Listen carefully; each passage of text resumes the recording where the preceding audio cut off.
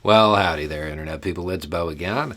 So, today we're going to talk about some students who refuse to shirk their duty of knowledge. And we're going to answer a question that I've never had an answer to before, that I've been asked for quite some time.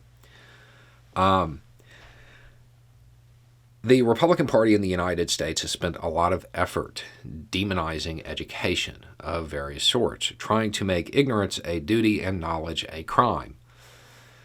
They have put out lists of books that they don't want students reading, that are questionable, objectionable. They have pushed to revamp the way history is taught and would rather mythology be taught in place of history. The response from students has been more pronounced than the response from a lot of people in the Democratic Party.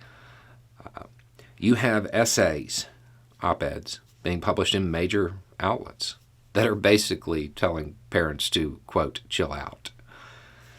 You have the formation of banned book clubs, one that caught a lot of press up in Pennsylvania, founded by an 8th grader, and they're meeting at a local bookstore, and they're reading all the books that the Republicans have deemed objectionable.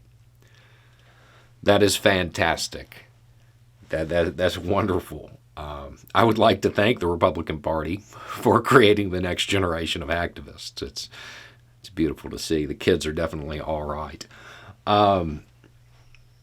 Now, a question that I've gotten over the years when I talk about community networks is coming from people who are in high school.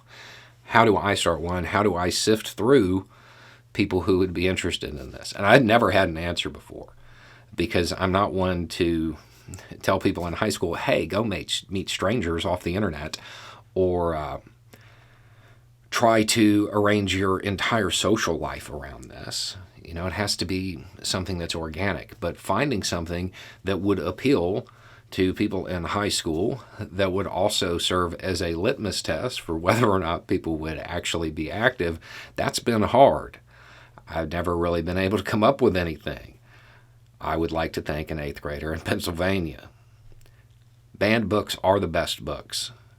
And students in high school who would devote some free time to reading books like that and discussing them, those are people that will be active in your community. Those are people that want to make the world a better place and are willing to invest the time to do so. So if you've ever asked me that question, there's your answer. That would be a wonderful gateway into getting involved in real-world activism. Meeting in a place like that, very public, people showing up and coming as they see fit. It doesn't require contact outside. It can be arranged just to be from your high school or middle school or wherever. I guess 8th grade's middle school there.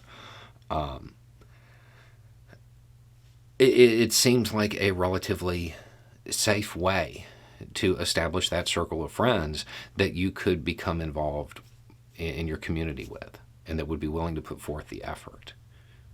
So, on one side, I do want to point out, we have a bunch of adults terrified of books, of education, wanting to outlaw, wanting to make sure that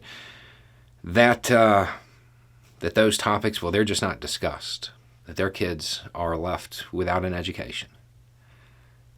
And on the other side, you have the youth of this country screaming very loudly that that's just not going to do. Welcome to the information age and the Streisand effect. Anyway, it's just a thought. Y'all have a good day.